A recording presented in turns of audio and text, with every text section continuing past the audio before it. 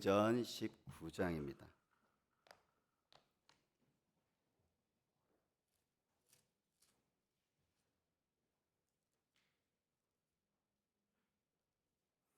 사도행전 19장 1절에서 10절까지요. 신약성경 220페이지 있는데요. 1절부터 10절까지 저와 여러분들이 돌아가면서 우리 읽도록 하겠습니다. 제가 먼저 하나님 말씀을 읽습니다. 아볼로가 고린도에 있을 때 바울이 윗지방으로 다녀 에베소에 와서 어떤 제자들을 만나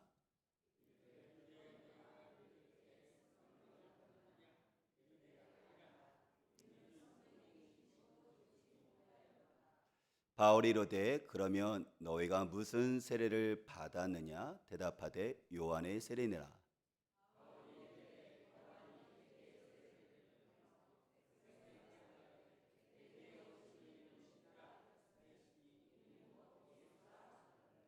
그들이 듣고 주 예수의 이름으로 세례를 받으니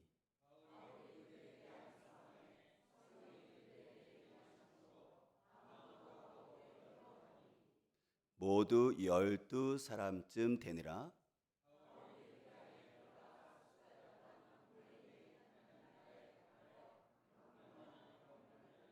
어떤 사람들은 마음이 굳어 순종하지 않고 우리 앞에서 이 도를 비방하거늘 바울이 그들을 떠나 제자들을 따로 세우고 두란노 서원에서 날마다 강론하니라.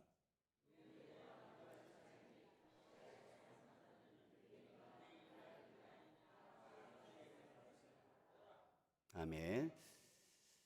에베소 지역이 에베소 교회가 어디에 세우든지를 잠깐 한번 지도를 보도록 할게요. 우리가 보면 저기 아시아에 그죠? 에베소로 돼 있잖아요. 그러니까 이스라엘 보면 이쪽 보면 예루살렘이 있고 그다음에 예루살렘 교회를 통해서 이제 저쪽 이스라엘 나라 밖에는 이방 지역의 안디옥 교회 그죠? 여기 쭉 안디옥 교회가 있죠. 그 안디옥 교회를 중심으로 해서 이제 전 세계의 복음이 퍼져나가기 시작을 하는데요. 주로 안디옥 교회에서 바울을 이제 전도 여행자로 파송을 하게 되죠. 그래서 안디옥 교회에서 바울이 1차, 2차, 3차 이렇게 해서 전도 여행을 떠나요. 그래서 우리가 지난 주에는 주일날 빌립보 지역, 그렇죠? 마게도냐 하면서 빌립보 지역이 있죠. 근데 거기는 어디냐면 유럽 지역이에요. 그러니까 바울이 주로 그 예루살렘, 안디옥 요 지역 같은 경우는 이제 아시아 지역인데 저 마게도냐 쪽에서 빌립보 그 지역 같은 경우는 유럽 지역이죠, 그렇죠? 그래서 지난 주에는 우리가 봤을 때 하나님께서 아시아 지역이 아니라 유럽 지역에 복음을 전하기를 원하셔서 바울의 그 명령에 따라서 이제 마게도냐 유럽 쪽으로 이제 방향을 돌렸잖아요.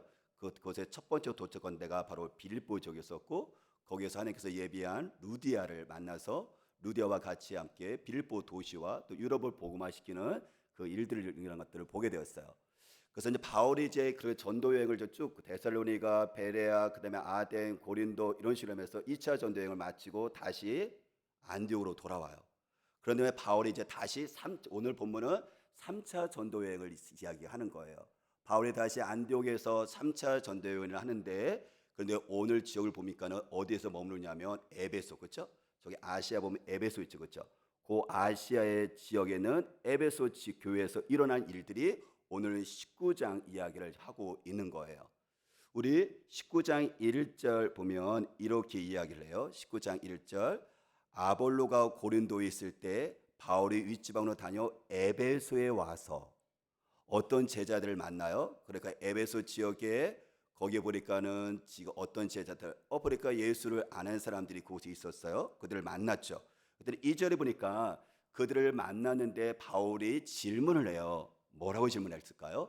너희가 믿을 때 성령을 받았느냐라고 에베소 지역에 있는 예수를 아는 사람들에게 물어봐요. 7절 말씀 보니까 이 사람들은 12명이라고 이야기를 하더라고요. 그러니까 12명에게 모이는 사람에게 너희가 믿을 때 성령 받았느냐라고 묻는 거예요. 그러면 저는 오늘 본문 말씀을 의지해서 저는 여러분들에게 물어보고 싶습니다. 여러분들은 믿을 때 성령을 받으셨나요? 예수를 믿을 때 성령을 받으셨나요? 이게 정말 중요한 질문이에요.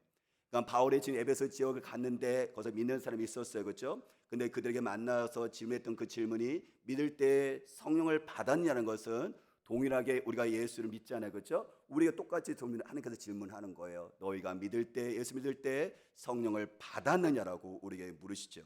그랬더니 2절 말씀 보니까는 거기는 에베소 지역에는 제자들 12명이 뭐라고 대답하냐면 우리는 성령의 계심도 듣지 못하노라. 내가 하나님에 대해서는 들었는데, 예수님에 대해서는 들었는데 성령님에 대해서는 듣지도 못했었고 성령님이 누구신지도 어떤 일을 하는지도 저는 모릅니다라고 얘기를 하는 거죠. 마찬가지로 저희들 신앙생활을 하고 있지만 하나님이 누구신지, 예수님이 누구신지를 우리가 들었고 또 그분에 대해서 기도도 하지만 성령님이 누구신지를 우리가 알지 못하는 우리들의 신앙생활도 분명히 있다는 거예요. 근데 오늘 본문에서 지금 믿을 때 성령을 받았냐는 것은 우리에게서 신앙생활에서 중요하기 때문에 그 질문을 에베소에 있는 예수 믿는 사람에게 던진 질문이지 않아요, 그렇죠? 믿을 때, 예수 믿었을 때 성령을 받았느냐라는 것은 뭐냐면 예수님 믿는 것과 성령을 받는 것과는 뭐죠? 이게 서로 다르고 중요하다는 걸 얘기하는 거예요. 저와 여러분들이 예수님을 믿잖아요, 그렇죠? 예수를 믿는다는 것은 구원과 관련된 거예요. 구원의 것은 뭐에 대한 구원을 얘기하는 거예요? 물에 빠진 사람을 건져내죠. 불에 타는 사람들을 건져내죠. 그것이 구원인 것처럼 죄에 빠져서 죽게 되어지는, 더 정확히 말하면 죽은 후에 죽음으로 끝나는 것이 아니라 영원한 그 죄로 형벌, 감옥이라고 얘기할 수 있는 바로 지옥 속에 들어가는 그곳에서 구원하는, 바로 예수를 믿기는 말미암아 구원을 받는다라고 얘기를 하는데, 구원인 것은 방금 얘기한 것처럼 죄에서 구원받는다, 죄로 말미암아 형벌, 우리가 죽음에서 구원받는다, 더 정확하려면 지옥에서 우리가 구원받는다는 것을 성경은 이야기를 하고 있는 거예요. 그러니까 예수님은 하나님의 아들이시죠. 하나님의 아들이 인간의 몸을 입고 이 땅에 오셨어요. 바로 마리아 어머니 마리아의 몸을 통해서 말이죠. 그래서 어떻게 하죠? 예수께서 십자가에서, 그분은 죄 없으시지만 십자가에서 피 흘려 죽으셨죠. 왜요? 저와 여러분들의 그 죄값을 대신해서 십자가에서 피 흘려 죄값을 대신해서 지불하신 거예요. 그리고 그분은 다시 살아나셨죠. 그래서 이 사실을 저와 여러분들이 이 예수와 예수님이 행하신 그 일을 우리가 받아들이는 것, 내 마음속에 믿는 것, 이게 바로 이것으로 말미암아 구원을 받았다라고 이야기를 하고, 그래서 그래서 성경 말씀 요한복음 1장 12절 말씀 보면 영접하는 자, 곧 그 이름을 믿는 자들에게는 하나님의 자녀가 되는 권세를 주셨대요. 하나님의 자녀가 되는 권세, 하나님의 자녀가 되는 특권을 주셨대요. 여러분들 하나님의 자녀가 된 거예요. 우리가 어떤 사람에게요? 예수 이름을 믿는 사람에게, 예수님을 영접하는 사람에게. 예수님이 나의 죄를 위해서 대신에 죽으셨고 그분이 나의 죄를 용서하는 확신으로 새롭게 살아나시는 말미암아 나도 죽지 않고 영원히 살 수 있다 라는 것을 믿는 사람들, 그 예수를 받아들이는 사람에게는 어떻게 됐냐면 하나님의 자녀가 된다. 그 다음에 우리는 구원받았다, 천국에 들어갈 수 있다, 영생을 얻다, 심판을 받지 않는 사람이 된 거예요. 근데 여기서 그치는 게 아니라는 거예요.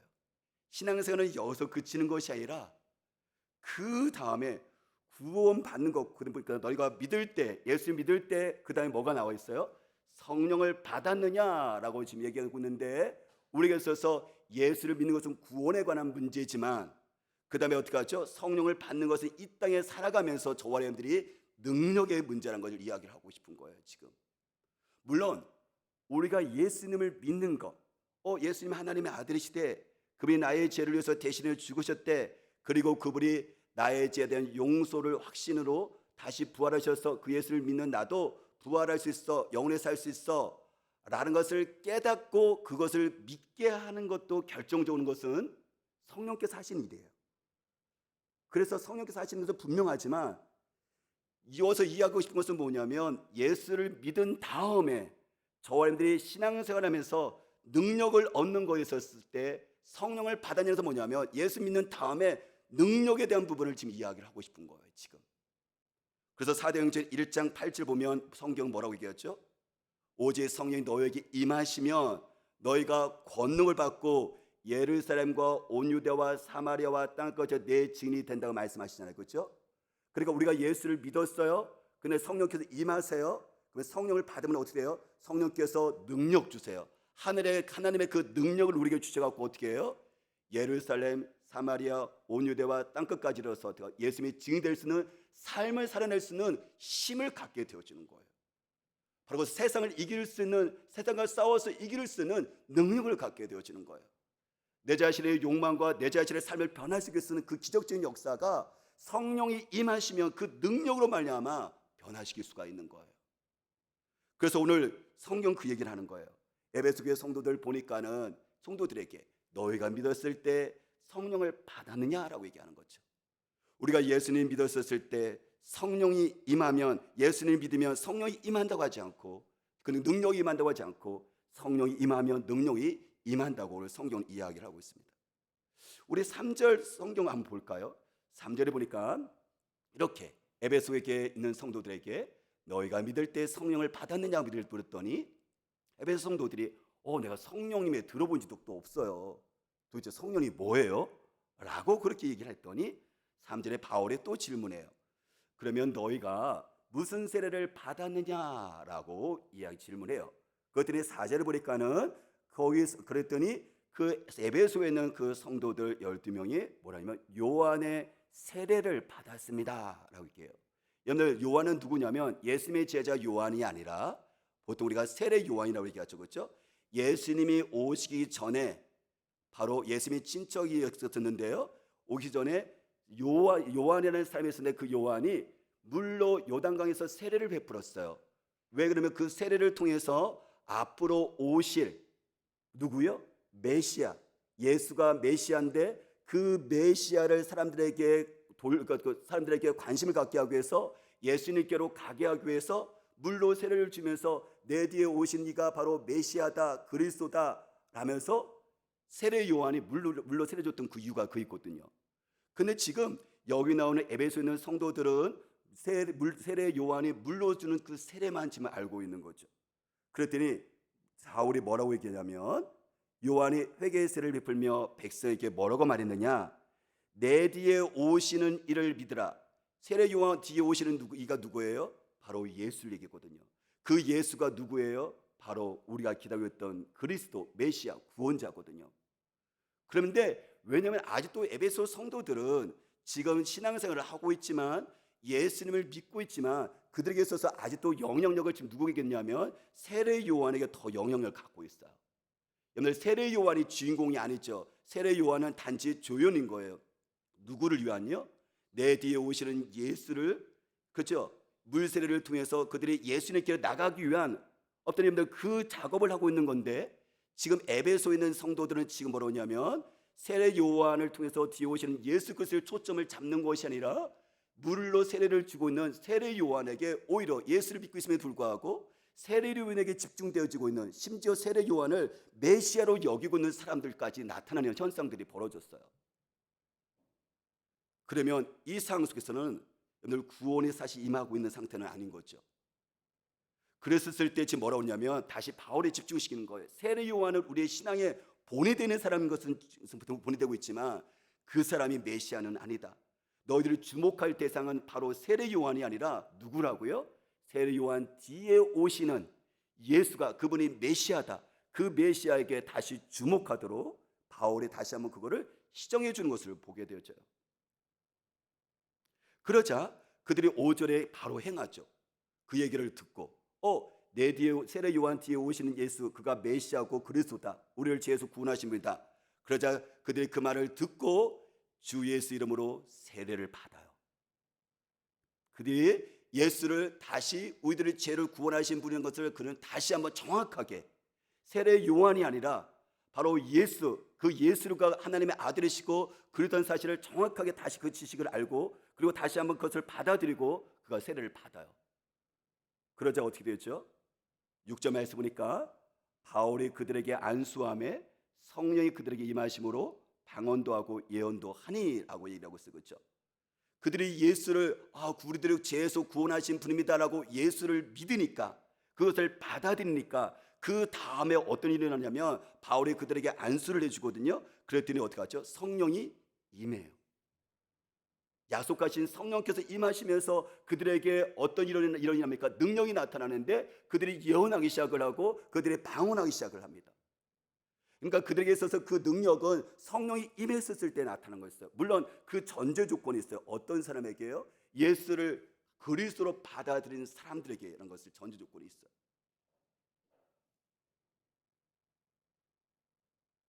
그러니까 에베소 교회 성도들에게 있어서 그들에게 신앙생활에서 지금 오늘 바울은 지금 뭘 시정해 주고 있는 거냐면 예수가 바로 그리스도라는 사실을 다시 한번 시정해 주고 있는 것이며 그 예수 그리스도를 받아들인 다음에 그들에게 성령께서 예수를 그리스도로 그러니까 그것을 가르치고 거한 것도 성령의 역사지만 그 이후에 동시에 그들에게 나타났던 그 능력도 성령께서 임하셨을 때 가능하다는 거예요.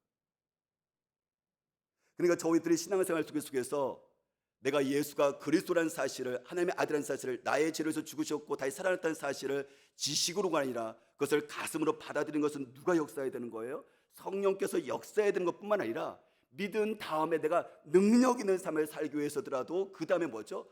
성령께서 임하셔서 능력을 주셔야 된다는 걸 얘기하고 있는 거예요.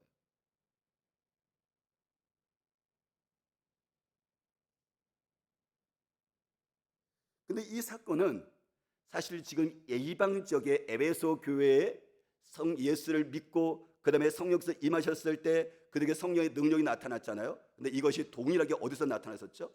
우리가 예루살렘 교회, 그렇죠? 유대인 지역에 있었던 예루살렘 교회가 오순절에 있었을 때 그때도 어떻게 하죠? 성령께서 임하셨고 그들이 능력을 받아서 그들이 방언하고 기적을 일으켰던 것들을 봐요.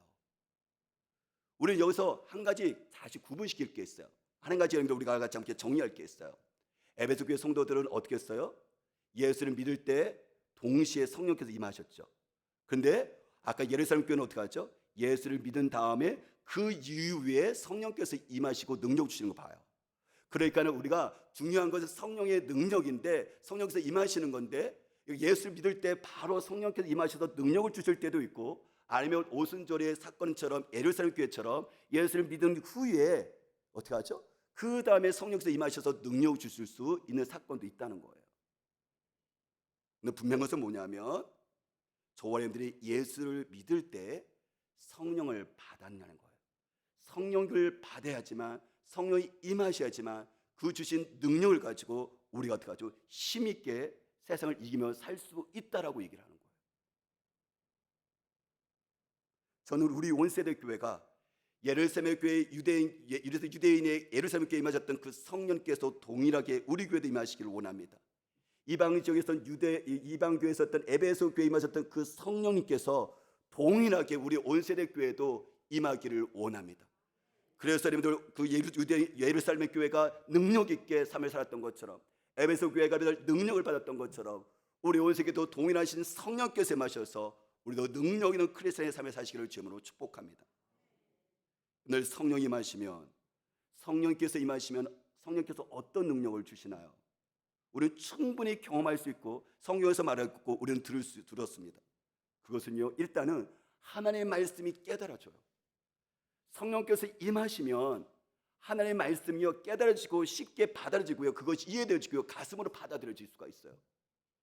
물론 목회자가 여러분들 최대한 여러분들 논리적으로 설득적으로 설득하는 그 부분이 분명히 필요한 사실이지만, 근데 그럼에도 불구하고 이 진리의 말씀이 나의 말씀으로 받아들이는 것은 뭐냐면 성령께서 나의 마음을 터치하시고 마음을 열어주셔야지만, 성령께서 임하셔야지만 저희는 이 말씀에 아멘할 수가 있고 나의 마음과 삶을 변화시키는 말씀의 능력이 되어지는 거예요.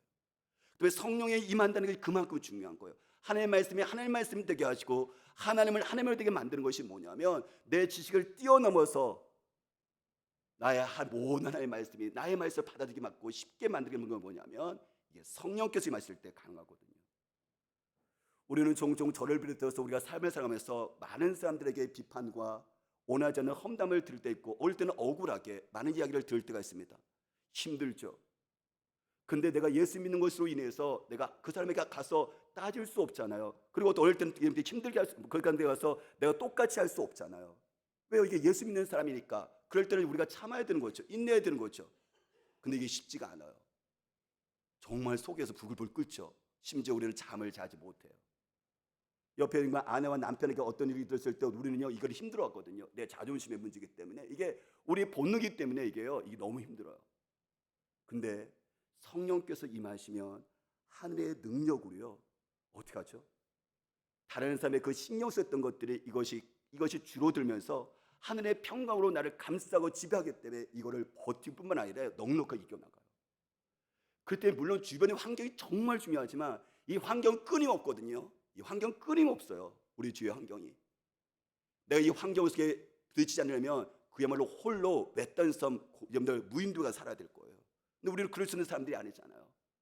그렇기 때문에 우리들의 속에서 누군가가 나를 험담했거나 비방했을 때 옛날에는 신경이 정말 많이 쓰였지만 성령께서 임하시고 능력을 받게 되어진다면 이제 그것이 신경 쓰여지는 것이 아니라 어떻게 하죠? 이제 내가 평안을 유지할 수가 있는 거예요.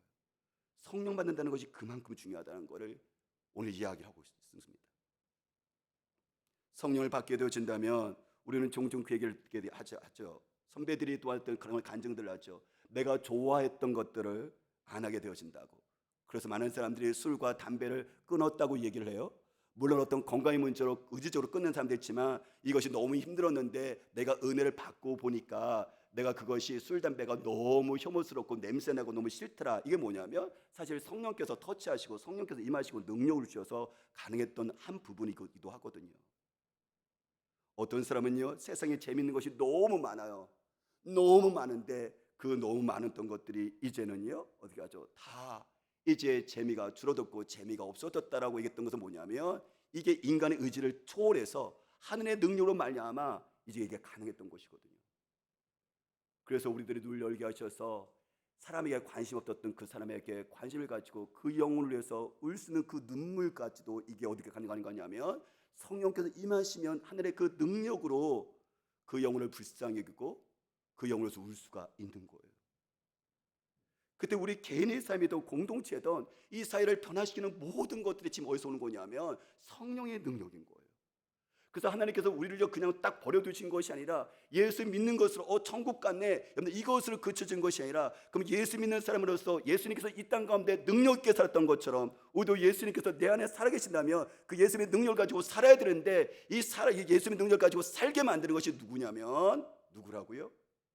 영이신 예수 성령께서 우리 안에서 도우시고 성령 임하시면 이 능력으로 살아가는 거예요. 그 사람이 누구였었냐면 이게 베드로였어요. 여러분들 베드로 보십시오. 베드로는 예수를 믿는 사람이었어요. 근데 예수님을 따라다니는 사람이었어요. 근데 그가 막상 예수님께서 십자가에서 죽게 되자 자기도 죽게 될 수 있는 상황이 벌어지자 그가 어떻게 하죠? 예수님 부인하고 배신하고 도망가 버리잖아요. 왜요? 내가 죽게 되어지니까. 신앙이 중요한 게 아니죠. 내 목숨이 더 중요한 거죠. 두려움 속에서 그가 포기해 버리는 거예요. 근데 그가 어떻게 되죠? 오순절날 약속한 성령을 받자. 여러분들 영이신 예수, 그렇죠? 예수의 영을 성령을 받자. 그가 어떻게 변해요? 이제 그가 죽음이 두렵지 않아요. 감옥에 들어가는 것조차도 무서워하지 않아요. 여러분들 이게 어떻게 가능한 걸까요? 이건 자기 의지를 초월하는 거예요. 이 환경을 초월하는 거예요. 이게 왜요? 하늘의 능력이니까 예수의 그 능력이 되진 거니까. 그 때문에 오늘 여러분들 성경으로 우리들이 이야기하고 싶은 것은 뭐냐면 예수를 믿었을 때 그 믿는 것으로 만족하지 말고 예수 믿는 자답게 부활의 능력을 살 수 있는 그 능력이 어디서 오는 거냐면 바로 예수 영신 성령께서 임하시면 성령을 받으면 그 능력으로 살 수 있다라고 우리에게 지금 도전을 하고 있는 거죠. 그러므로 저와 여러분들이 교회를 얼마나 오래 다니냐가 중요한 것이 아니라 오늘 본문 말씀에 의지한다면 우리가 예수를 믿고 있는 신앙생활을 하고 있을 때 성령을 받았느냐가 중요한 거예요. 예배 성도들에게 그 질문을 던지는 거예요. 네가 예수를 믿고 있느냐? 그러면 성령을 받았느냐? 성령께서 너희가 체험을 하고 있느냐? 그 능력으로 너희들이 이 상황을 극복하고 있느냐라고 묻고 있는 거죠. 우리에게 구원의 진리가 없는 게 아니에요. 저와 여러분들은 예수가 하나님의 아들이시고 그분이 나의 죄를 대신해 죽으셨고 다시 살아났다는 사실을 믿었고 심지어 그 사실을 어떻게 이성적으로 과학적으로 증명되는 사실을 아멘하고 가슴을 받았다는 것은 성령께서 도와주셨는데 거기서 끝나는 것이 아니라 이 구원의 진리를 이해하고 싶은 것이 아니라 그 다음에 뭐죠? 능력으로 살아가느냐라는 그 문제를 지금 성경은 우리에게 도전시키고 있는 거예요. 우리는 지금까지 교회 신앙생활을 하고 있죠. 정말 이 힘든 시절에 신앙생활 예배를 잘하고 있죠. 교회를 다니고 세례를 받고 그 다음에 봉사생활하고 우리는 교회에서 여러 가지 할 것들을 신앙생활을 다 하고 있어요. 그런데 문제는 뭐냐면 능력이 없다는 거예요. 나를 이기지 못하고 세상에서 패배하고 어떻게 하죠? 세상 속에서 담대하게 맞짱 뜨지 못하고 있다는 거예요. 뭐가 문제가 있는 것일까요? 물론 우리가 서로 위로하기 위해서 버티는 것이 능력이고 버티는 것이 은혜라고 이야기하지만 여러분들 우리가 언제까지 버틸 건가요? 여러분들 그것은 분명히 그 상황이 분명히 맞는 말이 일부긴 해요. 하지만 전부는 아닌 거예요. 여러분들 우리 초대교회 성도들이 단지 버티기만 했나요? 아니죠. 세상을 공격해 들어갔죠. 로마라는 정복, 그죠? 세상 앞에 속에서 그 무기와 담대 죽음 속에서 뛰어넘어 그들을 정복해 들어갔잖아요, 그죠? 근데 우리의 더 큰 문제는 뭐냐면 비전과 열정과 기쁨과 내 자신의 버겁게 혼자 버티는 것도 이것도 우리가 안타깝지만 더 큰 문제는 뭐냐면 이는 이렇게 신앙생활하는 것이 당연하게 여기고 있다는 거예요. 그래, 이렇게 버티다가 하나님 앞에 가는 거지. 나 혼자 버겁게 신앙생활 하다가 하나님 부르시면 가는 거지. 이것을 너무나도 당연하게 생각하고 있다는 거예요. 그러면 사랑하는 여러분, 그러면 한번 생각해 볼까요? 성경에 나오는 초대교회, 예루살렘 교회와 에베소 교회, 그리고 현대에는 여러분들 한국 교회와 우리 교회를 한번 차이가 무엇일까요? 우리가 여러분들 이렇게 살아가는 것이 비전과 열정과 기쁨과 나 혼자 버티며 살아가는 것이 당연하다 신앙생활하고 있는 여러분들 현대교회의 이 모습과 에베소 교회과 그다음에 여러분들 예루살렘 교회가 오히려 세상과 맞짱 뜨고 오히려 로마를 무너뜨리는 그 능력 가지고 살아가는 그것과 여러분들 어느 교회가 정상인 것일까요? 어느 교회, 어느 성도가 여러분들 하나님께서 원하시는 성도의 모습일까요? 그렇죠. 사도행전 교회가 정상적인 교회인 거예요. 사도행전에 나오는 초대교회 성도들이 정상적인 신앙생활을 하고 있는 거예요. 다시 말하면 이 차이는 뭐냐면 똑같이 예수를 믿고 있는데 구원자를 믿고 살아가고 있는데 그때 세상이나 지금 세상이나 사실 시대가 바뀌어지지만 험한 것, 죄 가운데 있는 것, 어둠의 곳에 있는 것, 노출된 것 사실 이 모든 것들은 사실 그때나 지금 별 차이가 없는 거죠. 근데 그때는 이기고 왜 우리는 지금 패배하고 있단 말입니까? 그때는 정복해 들어가고 왜 우리는 지금 겨우 버티고 있단 말입니까? 그때는 열정이 있었고 지금 왜 우리는 기쁨조차도 있고 겨우 살아간단 말입니까? 뭐가 이상한 거죠? 우리가 정상이고 에베소 교회와 사도행전에 나온 교회들이 잘못된 것일까요? 아니라는 거예요. 사도행전 교회가 정상이고 사도행전 성도들이 정상입니다. 오늘날 현대교회와 그리고 사도행전 교회 사이에 이렇게 차이가 많은 그 이유는 단 한 가지입니다. 바로 성령을 받았느냐는 거예요. 너희가 예수를 믿고 신앙생활 했을 때 성령께서 임하셨고 성령을 체험하고 있는 것을 묻고 있는 것입니다. 오순절 유대인 예루살렘 교회에 임하셨던 동일하신 성령께서 이방인 에베소 교회 성도들에게 동일하게 성령 임하시고 능력을 주었던 것처럼 오늘 이 자리에 있는 이곳에 있는 온세대 교회 성도들에게도 동일하신 성령께서 임하시고 우리에게 능력 주기를 원하십니다. 이건 하나님의 간절한 바람이에요. 목회자인 저희의 바람뿐만 아니라 하나님의 바람이기도 해요. 하나님께서 원하신다면 당연히 어떻게 하죠? 우리가 그 사모하는 10년 가운데 성령께서 임하시고 성령을 우리 약속의 성령 부으신 것이 당연한 거겠죠. 우리가 한번 잠깐 성경을 한번 보도록 할까요? 사도행전 2장 1절에서 4절 말씀. 사도행전 2장 1절에서 4절을 한번 보도록 할게요. 사도행전 2장 1절에서 4절 우리 같이 읽어볼게요. 오순절 날이 이미 이름에 그들이 다 같이 한 곳에 모였더니 호련히 하늘로부터 급하고 강한 바람 같은 소리가 있어 그들이 앉은 온 집에 가득하며 마치 불의 혀처럼 갈라지는 것들이 그들에게 보여 각 사람 위에 하나씩 임하여 있더니 그들이 다 성령의 충만함을 받고 성령이 말하게 하심을 따라 다른 언어들로 말하기를 시작하니라 하랬죠. 여러분들 지금 오순절 그 시기에 예루살렘에 있는 유대인들의 그 성도들이 모여서 그들이 있었어요. 그렇죠? 근데 그들이 보니까는 성령께서 임하셨어요. 성령으로 충만했습니다. 능력이 임했어요. 그들이 방언하기 시작합니다. 예언하기 시작을 하죠. 기적을 베푸기 시작하죠. 세상을 향할 수 있는 힘을 얻기 시작을 합니다. 근데 그 동일하신 그 성령, 어떻게, 그러면 그들이 모여서 도대체 무엇을 했을까요? 여러분들 1장 14, 15절 말씀을 볼까요? 사도행전 1장 14, 15절 같이 볼게요. 사도행전 1장 14, 15절 말씀 우리 같이 읽어볼게요. 여자들과 예수의 어머니 마리아와 예수의 아우들과 더불어 마음을 같이하여 오로지 기도에 힘쓰니라. 그들이 모여서 지금 무엇하고 있는 거예요? 그들이 힘써서 기도를 하고 있어요. 약 120명 정도가 되었었는데요, 그들이 지금 어떤 사람들이었습니까? 여러분들 여자들이었었어요. 정말 연약한 사람들, 여러분들 어떤 특별한 어떤 사람들이 아니었었어요. 여러분들 뭔가 유명한 사람들이 아니었었어요. 세상에 권력지고 있어서 세상을 변화시키는 그런 사람들이 아니었었어요. 아무도 주목하지 않는 정말 평범한 여인들과, 아무튼 오히려 어떡하죠? 너무 부족해갖고 잠깐만 넘어지는 그 사람들이 지금 모여서 지금 무엇하고 있냐면 기도하고 있는 거예요. 왜 기도하고 있을까요?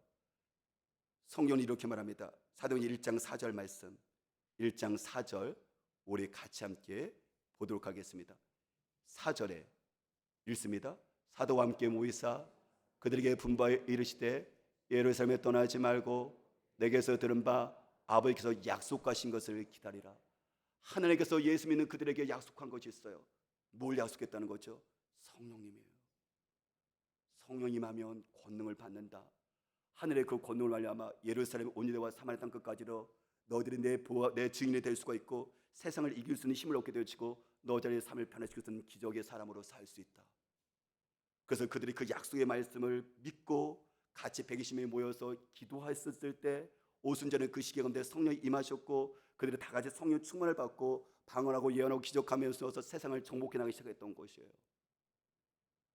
여러분들 그렇습니다. 그렇다면 생각해 보십시오. 오순절에 임하셨던 예루살렘에 있었던 그 성령, 동일하신 성령님께서 이방인에 대해서도 에베소에 임하셨던 동일하신 성령님께서, 그러면 여러분들 그 약속한 성령님께서 지금 이 시간도 하나님의 말씀이 변하지 않는 진리라면 동일하게 예수 믿는 우리들에게 성령이 임해 주신다, 성령을 받을 수 있다라고 우리에게 약속해 주고 계신 거예요.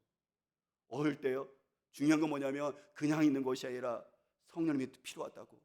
내가 내 자신에게 날마다 쓰러지고 세상 가운데 직장과 일터 속에서 학교 생활 속에서 예수 믿는 사람이 정말 무기롭게 살고 있는데, 하나님 내가 세상을 이길 수 있는 예수 믿는 사람으로 멋지게 살고 싶은데 도와달라고.